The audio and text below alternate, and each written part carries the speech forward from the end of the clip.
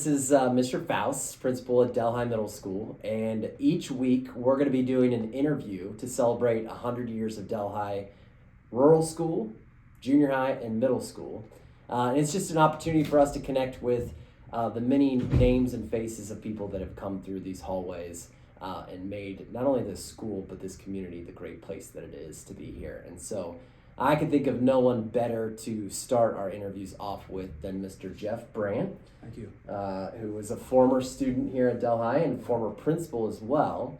So Jeff, I just want to hear a little bit about kind of when you came to Delhi and what your experience is like and what favorite memories you have. First of all, Brady, I really appreciate the opportunity to come back and do this. I mean, obviously Delhi has a very special place in my heart. I grew up in Delhi my entire childhood, and most of my adult life was a resident of Delhi. So I was fortunate enough to come through when it was Delhi Junior High in the early 80s. And so that's when it was a 7 through 9 building. We had about 900 students here, grades 7 through 9. So it was a great experience. Had a lot of great teachers and again, just a great experience when I was a student here. And then again, I was fortunate enough as my educational career got going, I spent my first 5 years in Princeton City Schools, and when I came back, I was an assistant principal at Rapid. Then I was moved after 2 years to be the principal, and that was really a special time for me because being a student here, being a lifelong resident, knowing a lot about Delhi and Delhi Township, it just meant a lot. It was probably one of the highlights of my career to be the principal here. But I was only here for 3 years,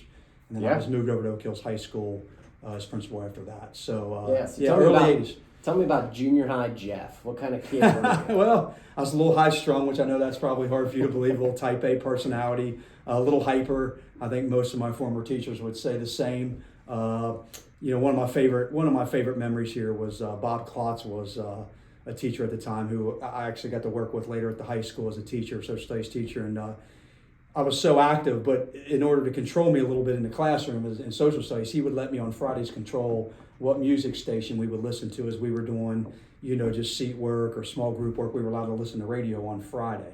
And back then, it wasn't like it were streaming services now. It was, like Q102, WEBN, there was a Warm 98. There was only a couple of them. So in order, if I had a good week and I wasn't too hyper bouncing off all the walls, I got the privilege of working the radio stations on Friday. I love that. That's awesome. That's a great memory of Delhi. Yeah. So you did extracurriculars? You played in sports? Yeah, I was involved in some extracurriculars. I played basketball here at Delhi, and we league champs. Just saying, Dave Upchurch, Joe Healy, Bob Klotz. So that those guys were all really instrumental in my development. And really started to begin the passion to want to teach and coach. Quite frankly, that was always my passion, is to work with kids, and then I just happened to be in the right place at the right time in terms of leadership. But my goal was always just to be a kind of a public servant in terms of working with kids. That's really why I got into education. I wanted to work with kids both inside the classroom and out. So when I got my first teaching job, that's what I did. I taught, I coached, and really, really enjoyed that experience. And so, I was involved in that.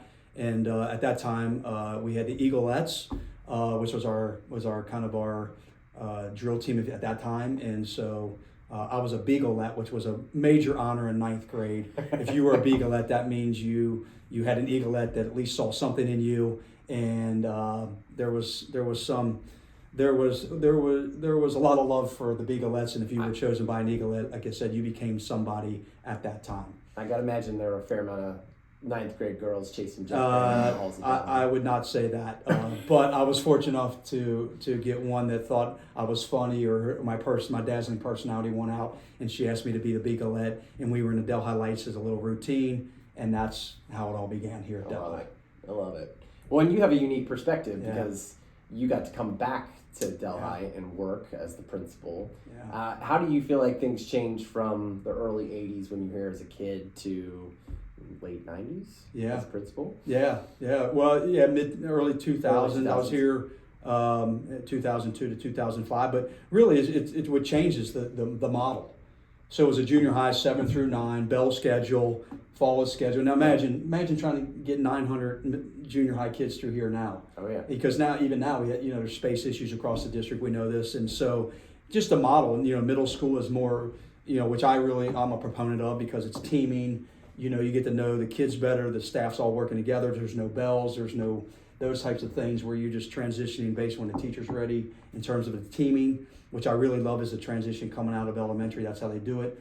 So that's really the difference, and just the size.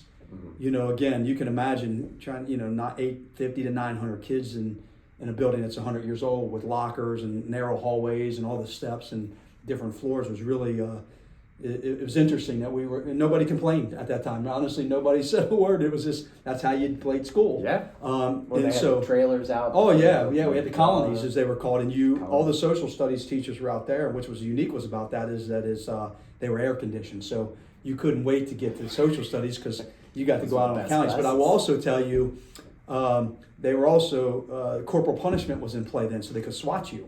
And back then, you know, there was a very stiff homework policy. So if you missed homework in the social studies department, you had to sit outside. Can you imagine, like the last couple of days when it was freezing, you had to sit out on the county, get nice and cold, and then they'd come out and paddle you, and then you had to walk back in front of all your peers and try not to weld up with tears. That was always a fun experience. Let me tell you, social studies department here when I was here was close to perfect in terms of participation in homework than any other department. I can imagine. So that's how it was. I can imagine. That's awesome. So yeah.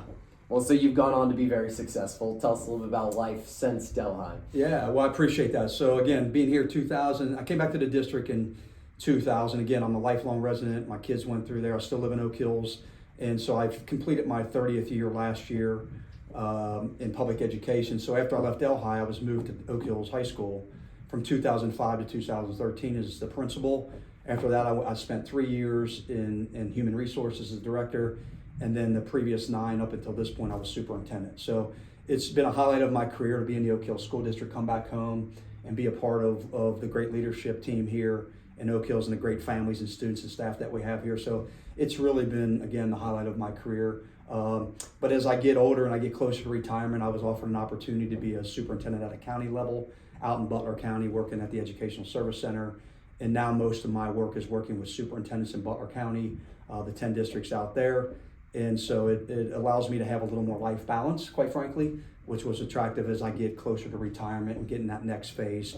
Because as you know, I got to work. I like to work. I like to be around people. I like to be serviced. But it allows me to have a little more balance. I don't have all the nights and the weekends and things like that. So it was the right time. And I felt really good. I feel really good about the leadership in Oak Hills, as I said, as a lifelong resident. I feel really good about the direction. Congratulations as well. And thank you to the community for passing the bond issue. Obviously, this is near and dear to my heart that Delhi will get a new school as well, Springmire and eventually Bridgetown. So really excited for the district and the direction.